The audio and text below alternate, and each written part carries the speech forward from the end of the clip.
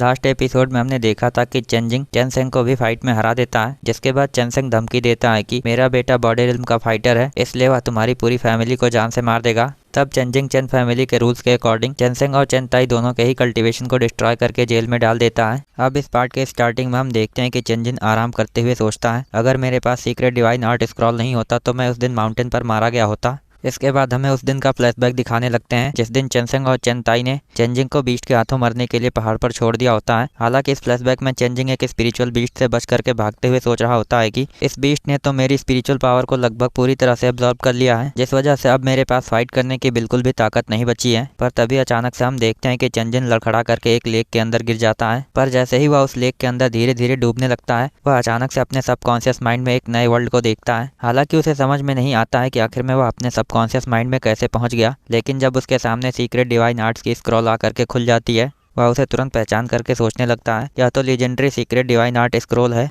जिसके बारे में लोग कहते हैं कि यह डिवाइन पैलेस का अल्टीमेट ट्रेजर है। वहीं आज से 10 साल पहले डिवाइन पैलेस के मास्टर जी युआनजी अपनी एक फाइट में इस स्क्रॉल को कहीं पर खो चुके थे, इसलिए मुझे भी उम्मीद नहीं थी कि इस लेक के अंदर मुझे वह स्क्रॉल मिल जाएगी। ऊपर से पैलेस मास्टर जी युआनजी और टियानगेंग के बीच में हुई फाइट कई दिनों तक चली थी, जिसकी वजह से पहाड़ों पर के बीस्ट हमारी फैमिली की तरफ चले गए थे और उन्हीं बीस्ट से हमारे सिटी को प्रोटेक्ट करने के चक्कर में मेरे पेरेंट्स मारे गए थे। जिसके बाद जब डिवाइन पैलेस मास्टर जी युआनजी की मौत हो गई, तब टियानगेंग ने सीक्रेट डिवाइन आर्ट स्क्रॉल को ढूंढने के लिए जमीन आसमान एक कर दिया। यह सब कुछ सोचने के बाद चेंजिंग कहने लगता है, अब वह सीक्रेट डिवाइन आर्ट स्क्रॉल मेरे पास आ गई है, इसलिए मैं इसे अपने पेरेंट्स के मौत के बदले में खुद रख लूंगा। वहीं सीक्रेट डिवाइन आर्ट स्क्रॉल के अंदर टोटल 12 अलग अलग तरह के मार्शल आर्ट टेक्निक्स हैं। इसके बाद हम देखते हैं कि चेंजिंग 12 की 12 टेक्निक्स को देखता है और उनमें से एक टेक्निक को चुन लेता है। इसके बाद हम देखते हैं कि उसके ऐसा करते ही वह लेक के अंदर होश में आकर के सीधा पानी से बाहर चला आता है और कहता है, सीक्रेट डिवाइन आर्ट स्क्रॉल्स में से पहली technique celestial dog following moon spell ने मुझे चुना है, इसलिए मैं इससे ही मार्शल आर्ट प्रैक्टिस करना स्टार्ट करूंगा। इसके बाद हमारा सीन शिफ्ट होकर के प्रेजेंट में चला आता है,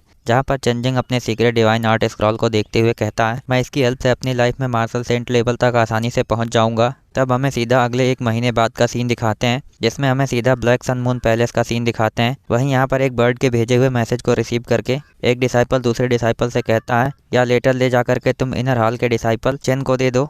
यह सुन करके वह डिसाइपल पूछता है कि मुझे नहीं पता है कि चेन आखिर में किस हॉल में है। तब यह डिसाइपल उसे अपने साथ ले जाते हुए बताने लगता है, तुम यहाँ पर नए हो इसलिए मैं तुम्हें सब कुछ बता देता हूँ।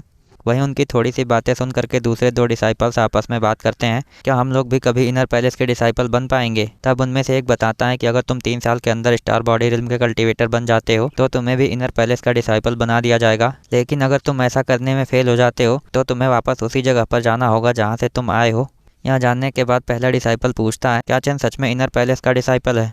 तब दूसरा डिसाइपल बताता है कि हाँ, वह सच में इनर पैलेस का डिसाइपल है, क्योंकि जब वह यहाँ पर आया था तब उसने अपने 8 मेरिडियंस को अनलॉक कर लिया था, जिसके बाद वह हाल ही में स्टार बॉडी रिल्म का कल्टीवेटर बना है। तब हमारे पैलेस ने उसे ऑफिशियली इनर पैलेस का डिसाइपल बना दिया। वहीं जो लोग इनर पैलेस में पहुंच जाते हैं, उन डिसाइपल्स की हमारे यहाँ बहुत ही ज़्यादा रेपुटेशन है, जिस वजह से उसके परिवार को भी उसके ऊपर प्राउड होगा। यह जान करके पहला डिसाइपल कहता है, फिर मैं भी एक दिन इनर पैलेस का डिसाइपल जरूर बनूंगा। तब दूसरा डिसाइपल उसे समझाते हुए कहता है, इनर पैलेस का डिसाइपल बनना उतना आसान नहीं है जितना आसान तुम समझ रहे हो, इसलिए तुम्हें पूरी कोशिश करनी चाहिए। साथ में तुम जिस लेटर को चेंग को डिलीवर करने जा रहे हो उसे सही तरीके से तुम बस उसे डिलीवर कर देना, नहीं तो अगर तुम कुछ उल्टा सीधा करते हो तो मुझे नहीं लगता कि इनर पैलेस का कोई भी डिसाइपल तुम्हें माफ़ करेगा। यह सब कुछ बताने के बाद यह डिसाइपल यहाँ से खुद जाते हुए कहता है, तुम भूलना मत कि इनर पैलेस के डिसाइपल्स बहुत ही ज़्यादा एटीट्यूड में रहते हैं। इसके बाद हमें अगले सीन में दिखाते हैं कि ये लोग उस लेटर को चेन के पास पहुंचा देते हैं और खुद चुपचाप यहाँ से चले जाते हैं। इसी के साथ में हमें बताते हैं कि यह लेटर जिसे मिला था वहीं चेनसेंग का बेटा चेन है। हालांकि जैसे ही वह लेटर को पढ़ता है, वह गुस्से में कहता है कि चेंजिंग, मैं तुम्हें नहीं छोड़ूंगा।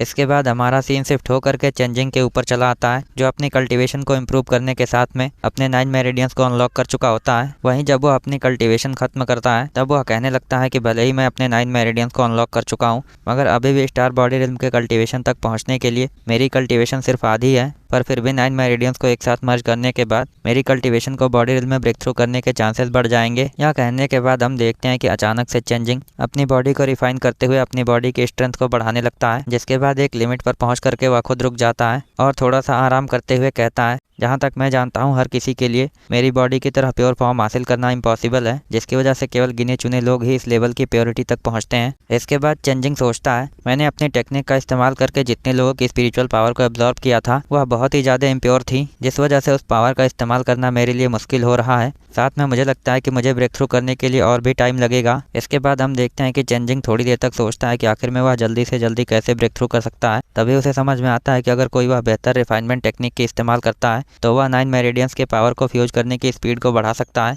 पर प्रॉब्लम की बात यह है कि चन फैमिली जिस रिफाइनमेंट टेक्निक का इस्तेमाल करती है वह इतनी लो लेवल की है कि अब उसके लिए वह किसी काम की नहीं है। और इसी वजह से चेंजिंग सोचता है शायद मुझे सीक्रेट डिवाइन स्क्रॉल से किसी रिफाइनमेंट टेक्निक को सीखना चाहिए, लेकिन उसके लिए मुझे उसी एट्रीब्यूट का स्पिरिचुअल बीज ढूंढना होगा। इतनी देर में हम देखते हैं कि यहाँ पर चेंजियो पहुँचता है, जिसे देखते ही चेंजिंग उससे कहने लगता है, मेरे ख्याल से तुम एकदम सही टाइम पर आए हो, इसलिए मैं तुम्हें बता दूं कि मैंने चेनसेंग और उसके साथ मिले हुए लोगों को देख लिया है, जिसकी वजह से मैं थोड़े दिनों तक बाहर जाने से पहले तुम्हें चेन फैमिली को संभालने के लिए छोड़ रहा हूँ।